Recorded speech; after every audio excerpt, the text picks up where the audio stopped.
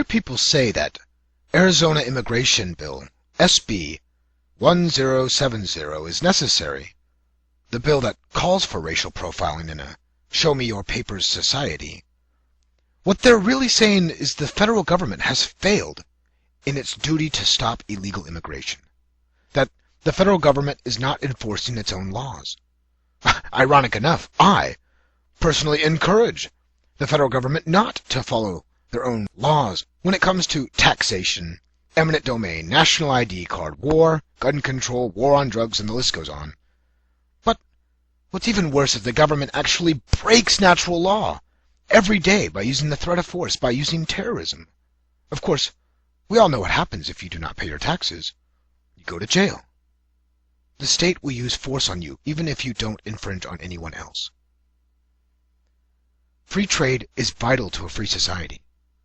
Not just the free flow of capital and equity, but also labor.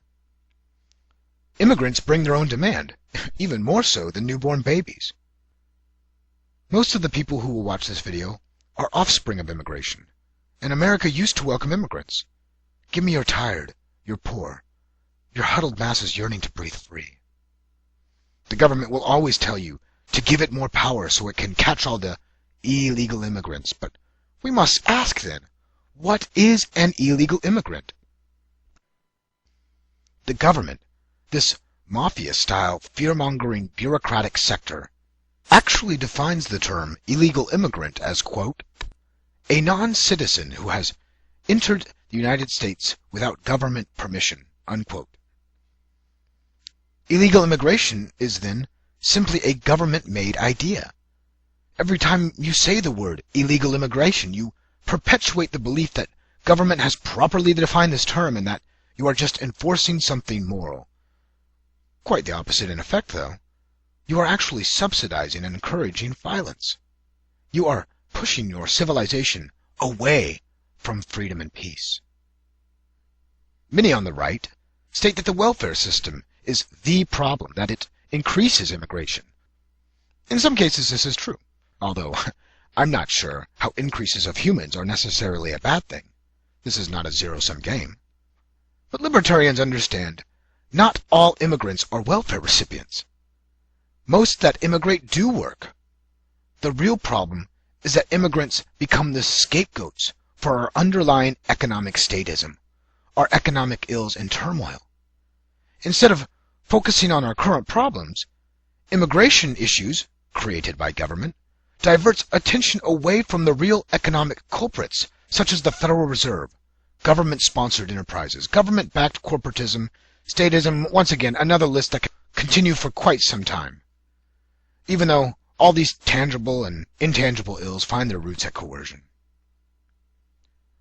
One question we should ask ourselves is, why do citizens of Mexico need to jump a border to live in America? Why not just go through the immigration system?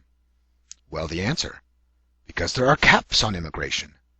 The borders are not open, and only a limited amount of human cattle are allowed through the stalls, at least on paper.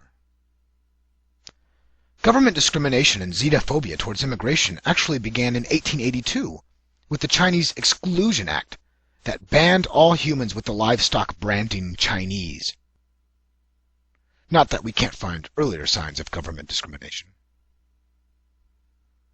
The problem is, the government sets these standards and says, you are a citizen, you are not, only 700,000 documented immigrants each year, and they do discriminate on race, regardless of the first-come, first-served rule, and you might not want to forget all those who jump the border and live in terror, just so they know they can get clean water in America.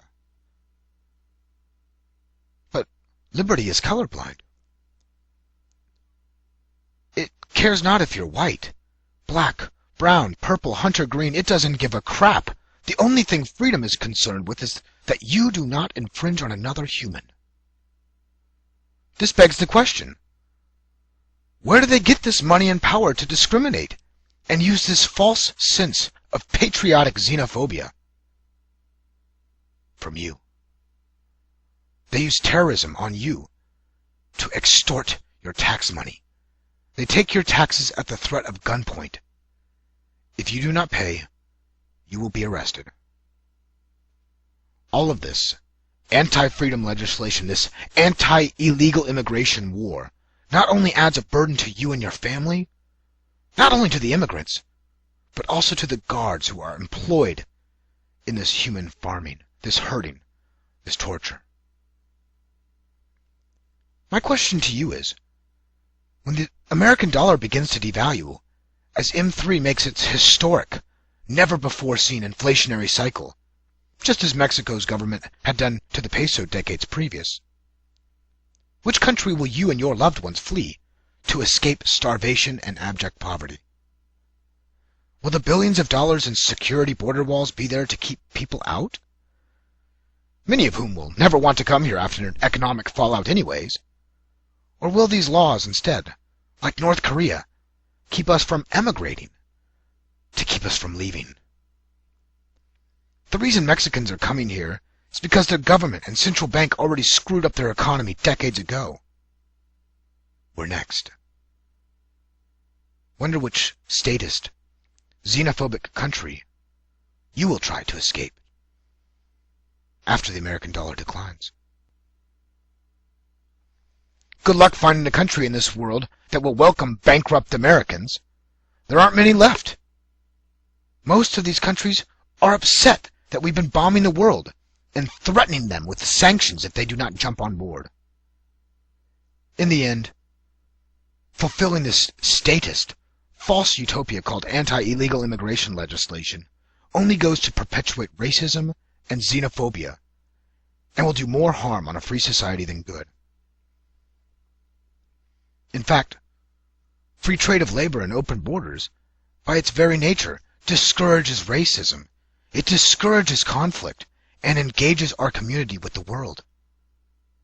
Statism is conflict. Statism is division. Immigration is simply a political tool, a scapegoat for those who contributed to our economic downturn. The government is simply using government to avoid the real underlying problems created by government. The answer is freedom.